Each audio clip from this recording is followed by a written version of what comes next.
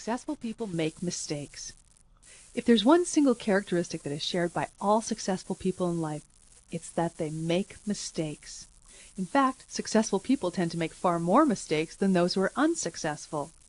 Right now you might be thinking, that's ridiculous. How can someone be successful if they make mistakes?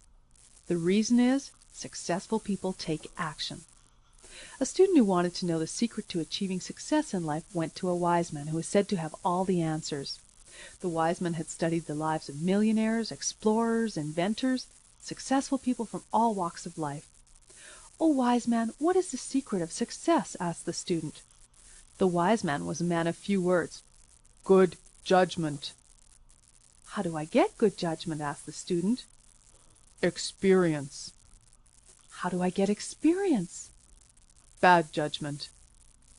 Those who are unsuccessful in life are often so afraid of failure that they fail to act. I think most of us know at least one person in our life who is almost successful. This is someone we greatly admire because they seem to have so much potential. We look at them and think, all they need is for someone to give them a chance. Well, unless they seize a chance for themselves, they will never reach the top. Yet people who are almost successful in life tell a lot of stories about why they can't do it. Do any of these sound familiar?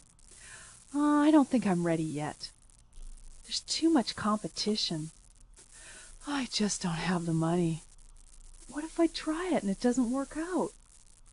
There's not enough time. Just imagine how these people will feel when they're 80 or 90 years old and they look back on their life, and instead of seeing all the chances they took and the goals they achieved, all they'll see are excuses and reasons why they didn't try.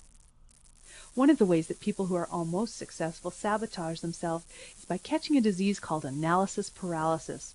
This isn't a physical disease, but it's every bit as debilitating. Instead of taking action, people with analysis paralysis spend years studying, researching, comparing alternatives, and looking for the best ways to do something. They also spend a lot of time talking. An almost successful man I know tells people that he dreams of being a writer. But not just any writer.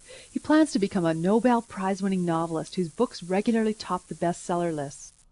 If you talk to this man, he can go into great detail about all the ideas he has.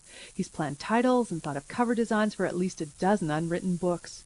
But instead of actually writing, he fills up his spare time watching TV and socializing with friends.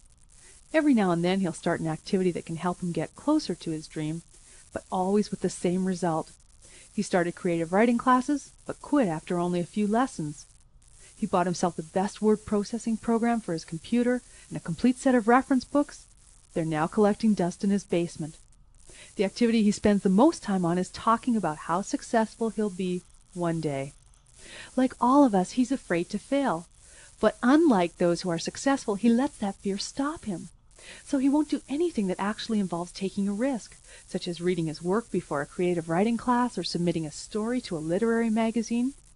After all, if he were unsuccessful in these relatively small efforts, what would that say about his chances of becoming a Nobel Prize-winning best-selling author?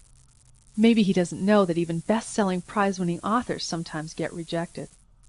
If you study the biography of any successful person, you'll find that no one who's ever achieved success in life has done so without failing at some point. Abraham Lincoln was elected to the U.S. House of Representatives in 1847. He lost his seat 2 years later. Of course, you know he didn't let that stop him. In Canada, a man named John Diefenbaker was defeated in 8 tries for public office before being elected. He eventually became the country's prime minister. You probably know that Babe Ruth hit more home runs than anyone else in his time. But did you also know that because he took risks, he also had more strikeouts than anyone else? When Thomas Edison was inventing the electric light bulb, he failed in more than 900 tests before he finally discovered the right elements to use.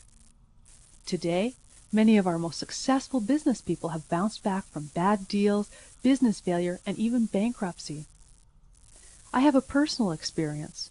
When I was in my early 20s, I took out a bank loan to publish a book I'd written and ended up with a basement full of books that I couldn't sell. Soon, the bank was demanding several $100s a month from me in interest payments. I was receiving overdue notices from credit card companies, and my rent was due. I was tens of thousands of dollars in debt with no job and no source of income except the little money I was able to make from pawning my jewelry. I lost a tooth because I couldn't afford to pay the dentist to save it. For a while, I felt like a complete failure. Then I picked myself up and decided to use the information I'd learned from my experience as a book publisher to help others avoid making the same mistakes.